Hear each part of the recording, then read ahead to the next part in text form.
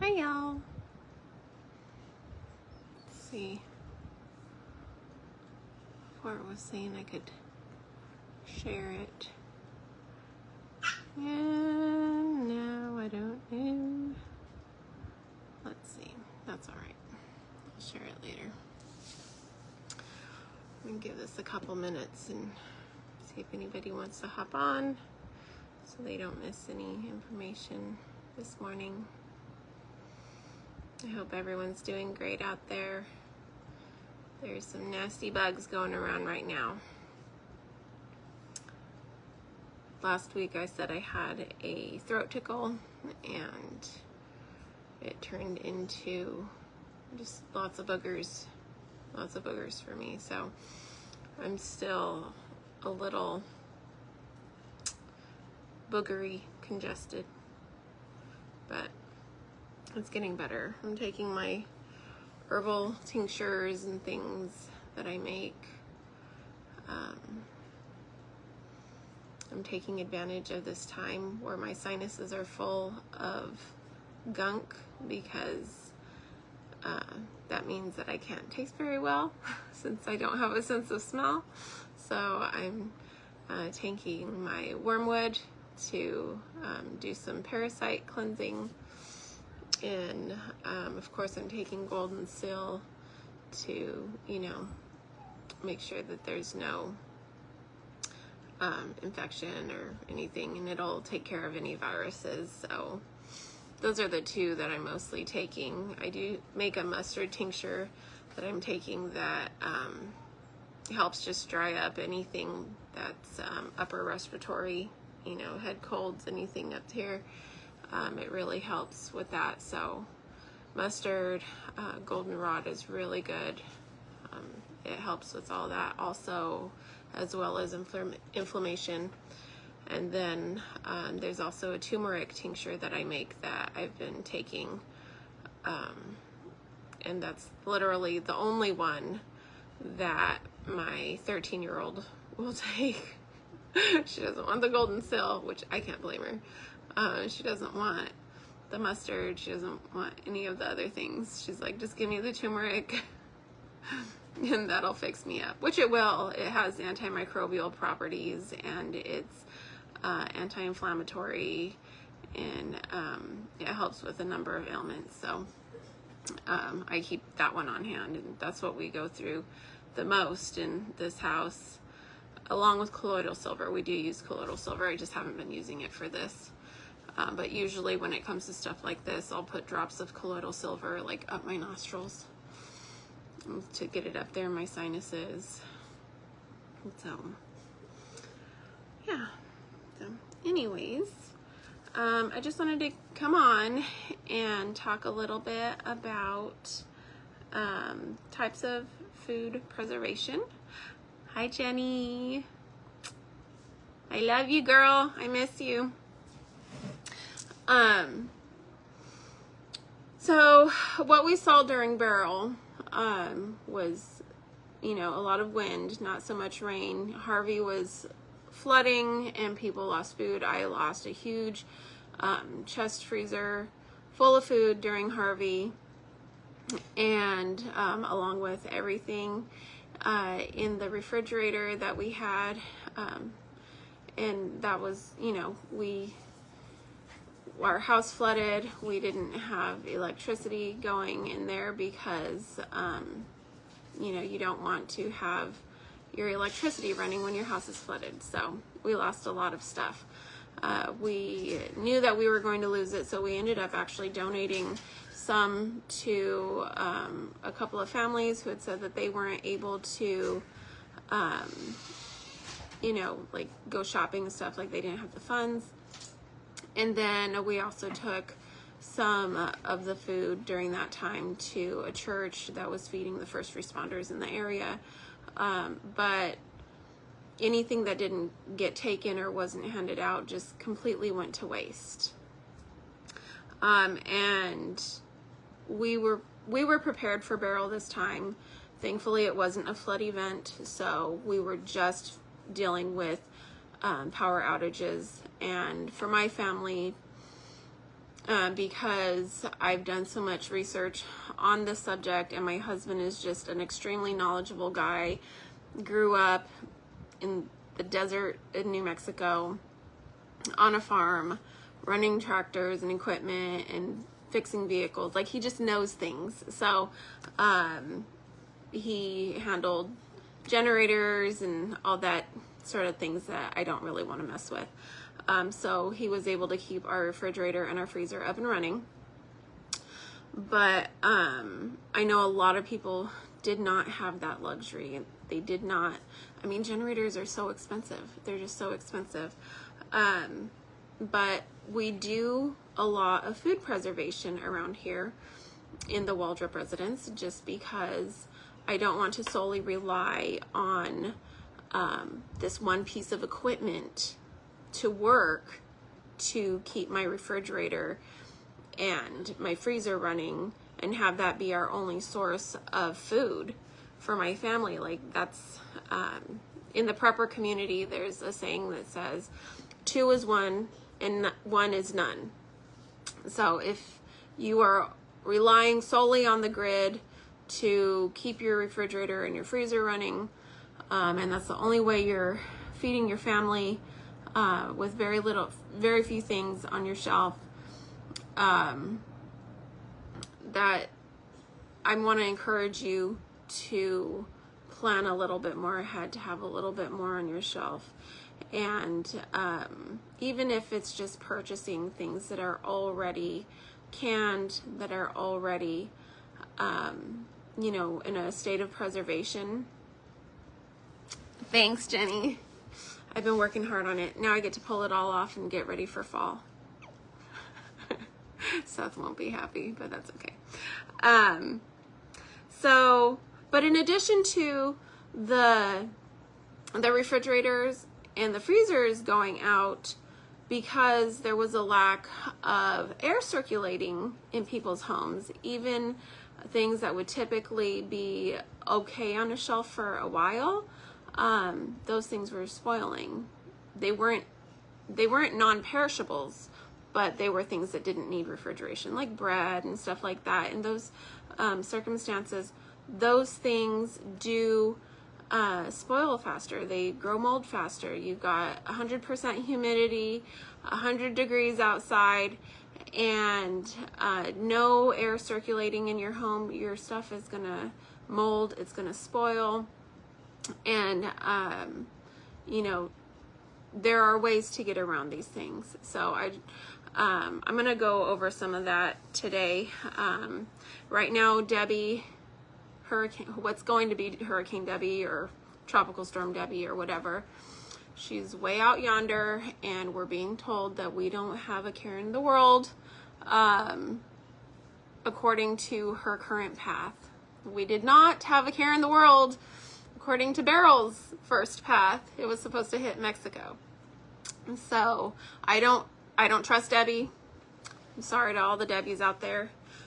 She's not, I don't feel like she's trustworthy. And,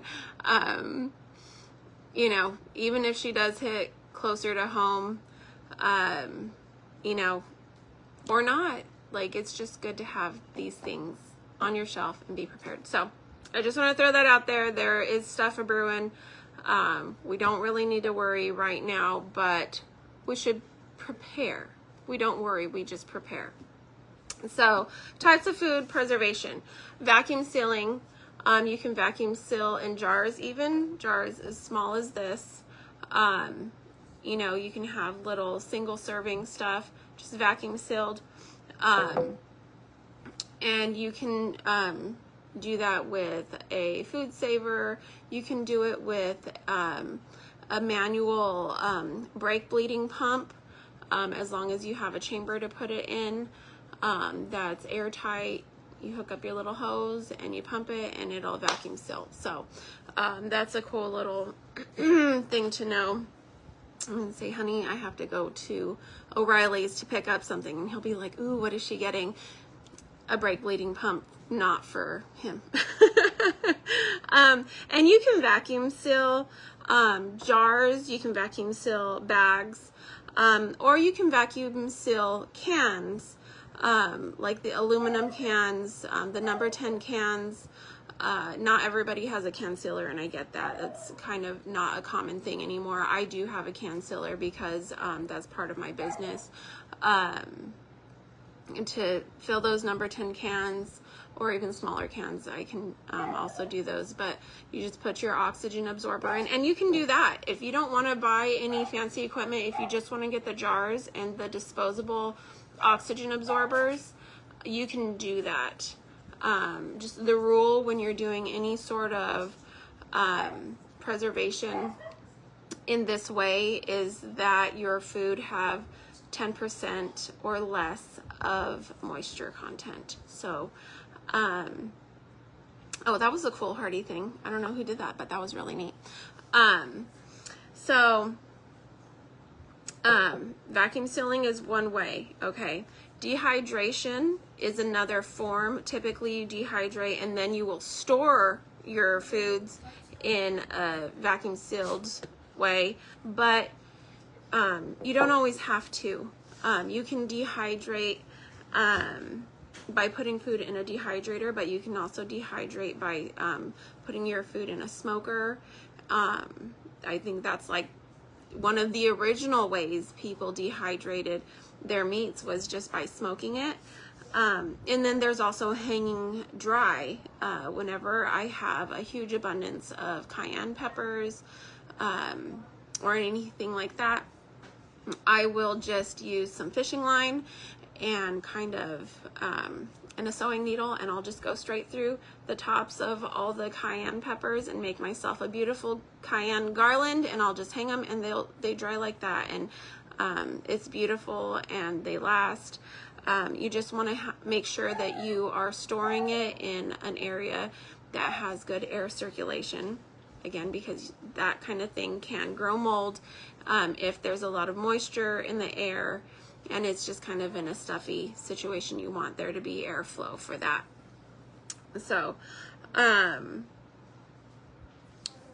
then you know, after it's dry, you can either package it in just like a jar or throw it in there, because with things like cayenne, herbs, stuff like that, it does not have to be stored with an oxygen absorber unless you're trying to store it for a really long term.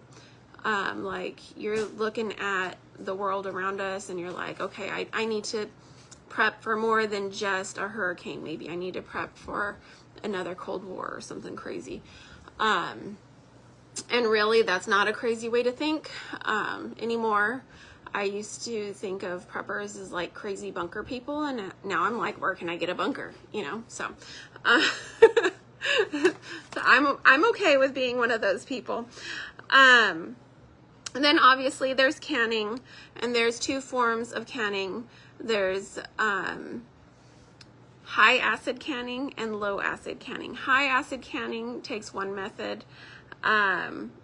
Well, actually there's two methods you can do. There's water bath, and then there's steam canning. And then low acid foods, which are going to be like your meats, your beans, potatoes, stuff like that. That has to be done in a pressure canner. There are lots of groups that will tell you that you can water bath can. Jenny Arabella wants me to tell you hi. Sorry, just a little. There are a lot of groups that'll tell you that you can water bath can low acid foods. And though people do it in other countries, I want to tell you that the mortality rate in those countries is fairly high, and nobody's showing you the statistics on what happens to those people. I don't like to throw around the B word because I feel like that's fear-mongering, but I do think that since we are able to pressure can in this country, why not just use the safest method? Like, why not? You know? So that's the only method I will teach in my canning classes for low acid foods. Now, if you have green beans and you don't have a pressure canner, you absolutely can water bath your green beans if you pickle them. And let me tell you, they're called dilly beans when you do it like that. They are delicious. You can eat them on a salad. You can put them in your sandwich. You can just eat them as a side. They are so stinking good. Like, in my opinion, better than just like steamed green beans. You can even like fry them up after they've been pickled. So good. I mean, you've eaten deep fried pickles. Try it with a dilly bean. Oh my goodness. There's also fermentation. Fermentation is a fantastic way to preserve your foods. Sauerkraut traditionally is a fermented food. You can buy pickled cabbage at the store, but fermented cabbage is so good, and it's so good for your gut. So it has the added health benefits, and all of this has added health benefits as opposed to buying something off the shelf, because it's going to have whole food ingredients. It's going to be more nourishing for you. It won't have been handled by a million people, you know, coming to your table. It's just, you've got your meat from your grocery store, you've put it in your jars, you've pressure canned it, and now you've got something for your table that can sit there for as long as you need it, and you are good to go. If y'all have any questions, please let me know. Please just go. I'm not wearing my glasses, so I have to kind of, okay. I keep checking. But if you have any questions, please let me know. So fermentation is great. And then there are ways to infuse that are actually a form of food preservation. So if you think about like castles and, you know, Renaissance period stuff, even back then, they would put their berries in alcohol, not rubbing alcohol, but like alcohol that people drink. That's how they would preserve them, in alcohol. And so if you're going to cook them later on, it's going to cook out the alcohol, so it doesn't matter. But it's a good way to preserve your berries. You can infuse foods in honey. I've made some garlic honey before, and actually it's, you know, garlic honey is a ferment, but after a while you don't burp it anymore, and so it doesn't, it's not a continuous ferment. It just stays sitting there infused, and that's good for the longest time. People will tell you to toss it after like 18 months or something. Honey has been found with food in it in like Egyptian underground caves, you know, different ancient people's things, caverns and stuff, in clay pots, and it's still good, and foods are still preserved in it. You can preserve your berries and things like that. Even your dried meats can go into honey to keep an even longer shelf life than just dehydrating it, because over time the fats, all meat contains some level of fat. Over time those fats will eventually go rancid, but by putting them in honey after they've been dried, that honey just preserves it. It cuts off all access to oxygen for that product, and so infusing it is a great way to go. You can infuse in vinegar, and some people will do that just for making medicines. My tinctures that I make, I infuse usually in 100 proof vodka, but I've also done some in vinegars and some in my homemade vinegars, and they work just as good, if not better. But it takes a little bit longer to actually pull out everything, all the medicinal compounds from your herbs, or, you know, whatever it is. So I usually just use the 100 proof vodka for my medicines. So those are the types of food preservation. I'm sure there are more, but these are the ones that I'm most knowledgeable about. if you are just starting out, you don't have any equipment. People are like, man, I have to go to the store and I have to buy the biggest canning pot, water bath canning pot. I have to buy all things Ball or Kerr or whatever. And I just don't have the money for that, so I'm not going to get started canning. I can't afford it. Let me tell you, you do need jars. You do need jars. That's literally all I bought when I first started canning, okay? I bought jars. If you get the really small one, your regular soup pot will work just fine, because if you're water bath canning, you only need the water to go 1 to 2 inches over your jar. The water bath canners come with a rack to keep the bottom of the jar from being over direct heat. All you need is a dish towel or cloth in the bottom of your pot, and it's going to do the same job, and it doesn't take up a whole lot of room. So you can use whatever pot you've got, as long as you can get 1 to 2 inches of water over the top of your jars. That's it. Now remember, this method is only for high acid foods, jellies, sauces, salsas, anything pickled, anything that's made with vinegar, stuff like that, just stuff like that. So what happens is, when you put this underwater and you get your pot up to boiling, it's going to make the contents in this jar heat up, and it's going to start to boil inside the jar. And as everything expands inside, the molecules and creating steam and everything, it's going to push out the oxygen that's in this jar. And you complete your water bath time, you take it out and you put it on a towel on your countertop, and as this cools, the steam will go back into a liquid form, right? And it will come down, and your headspace should be about the same of what you started with, but there won't be any oxygen in it, and any germs, bacteria, whatever that were in this jar to begin with are now dead. And this little poppy thing on top, you'll hear it do that sound as it's sitting on your counter cooling, and that tells you that it has sealed.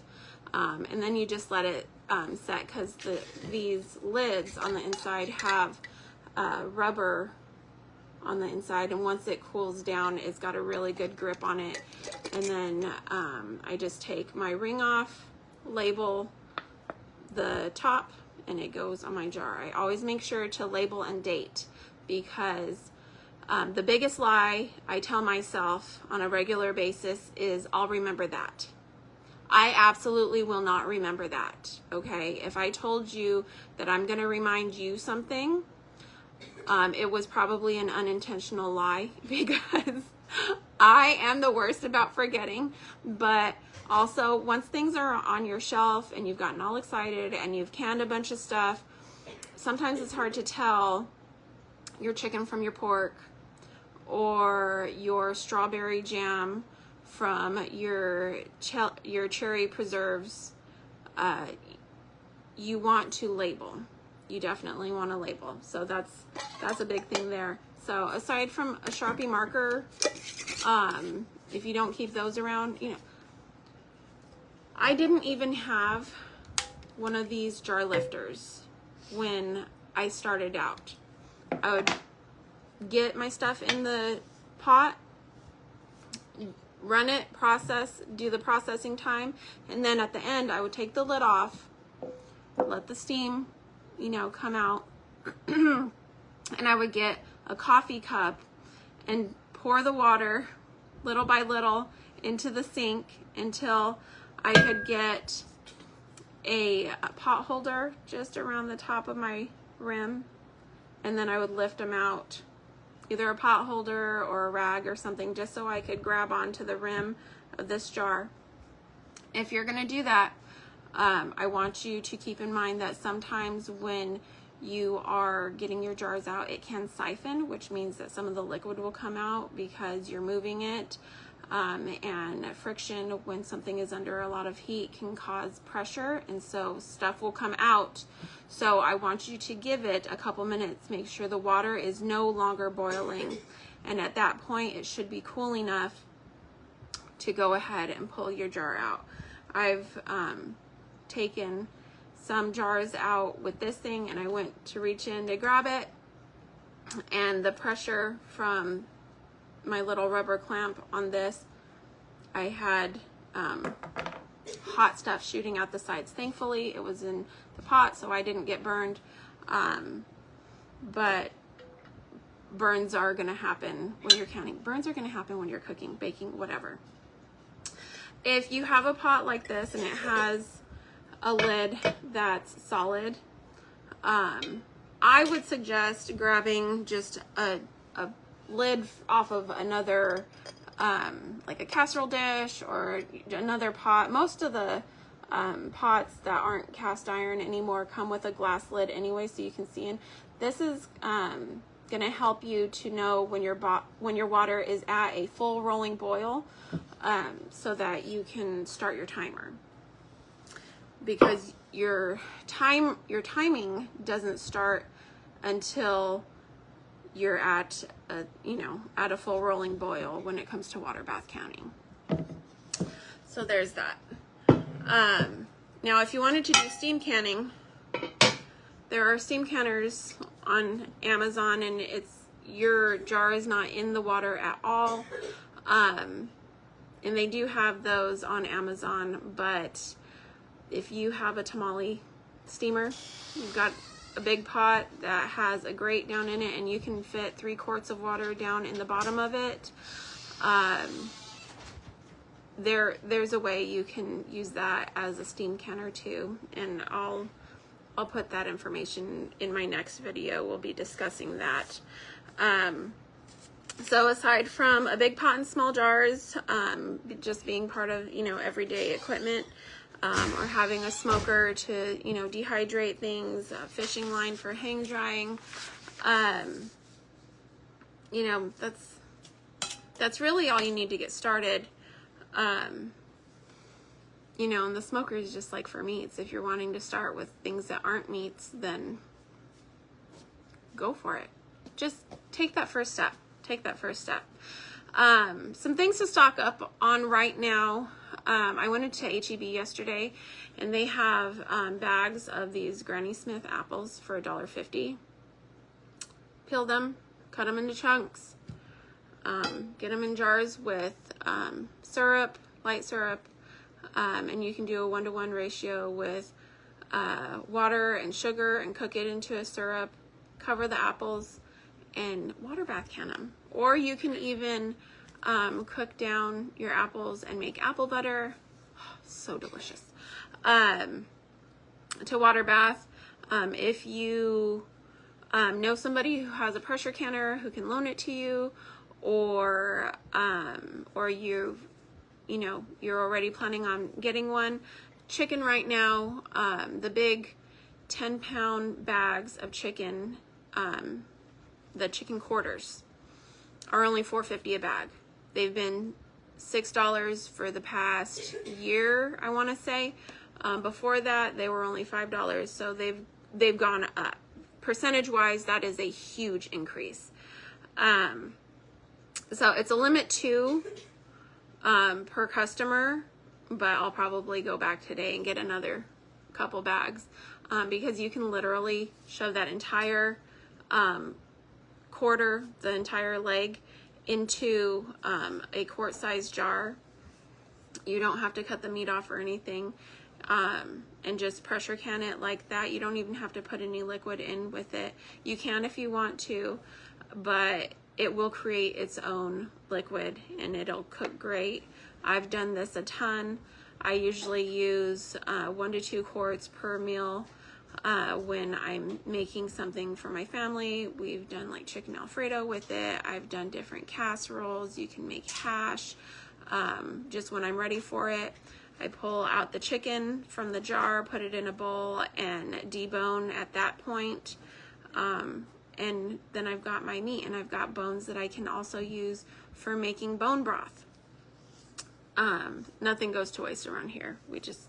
We're not in the economy where we can just waste things, so we don't. And then I want to encourage you to stock up on your daily use items. If you have to buy toothpaste today, buy 2. Use one and put the other in a drawer. Your shampoos and conditioners, buy an extra. And don't wait till you've used the extra to buy more. Set a schedule on your calendar of when you're going to buy certain things, so that when you buy your 2 in your back stock, you're getting more and more. And then once you've got enough for however long you're wanting to create your long-term storage for, some people like to do 3 months worth, some people like to do a year's worth. Whatever, it's up to you and your storage space in your house. But truthfully, you can put things under your bed, you can put things under your clothes in your closet. Like, you can find areas to store things if you're really, really wanting to have a good supply in your stock for anything crazy. President gets offed, countries doing crazy stuff.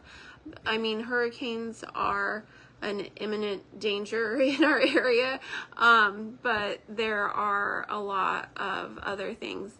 I'm in a couple of prepper groups on Facebook, and one of them is Practical Prepping. That's more for hurricanes and the sky is not falling type of group. So that's a good one if you're just wanting tips and tricks on stocking up for hurricanes. But if you are more of the sky is falling, I call that practical also. I told the Practical Prepper people that they need to change their name to like more likely to occur or common occurrence prepping. I think common occurrence prepping is what I said. And because the other is practical also. Unfortunately, that's the times that we're living in. So anyway, so stock up on those hygiene items, dish soap, there's your personal hygiene, and then there's your home hygiene, and that's also important to think about. Paper products. Water is your most important thing. When Beryl was coming, we stocked up on water in 5-gallon buckets with lids. We had 15 of them, and we live out in the county, so our septic and our water usage is dependent on our ability to have the pump running, which requires electricity. And our pump is not currently set up in a way that we can just hook it up to a generator. So we were using a lot of water for flushing toilets, and bathing. So you're gonna want to figure out what your needs are based off of your home, where you live, your lifestyle. I also had to take into consideration my horses, my chickens, my ducks, my turkeys. We needed to have water for them. My dogs, they're at the bottom of the totem pole. They're not as cool as the others. Just kidding. They're my children. And then there was a time after Beryl hit that people couldn't get gasoline. People were needing so much of it that the gas stations were running out. So keeping an extra 5 to 10 gallons on hand is a good thing to do. If you're going to keep it for long term, you definitely want to put a fuel stabilizer in it. In a simple Google search will tell you exactly what to buy with a picture and all that stuff. So just put in gasoline stabilizer and you'll know what to look for. But those are things that I would recommend stocking up now or figuring out now. Don't wait until it's the week before your next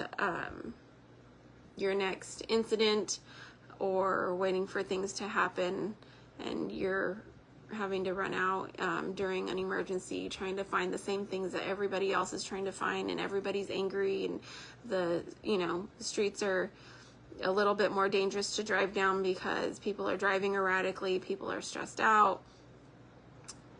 You take care of it now, you can stay home and just avoid that whole situation. So and that's all I have for y'all today. I want to thank everyone that got on and has been watching, and just let me know if you have any questions. I am, I've done a lot of research, and we've been living this lifestyle for a while now, so just let me know how I can help you. All right, y'all have a great day.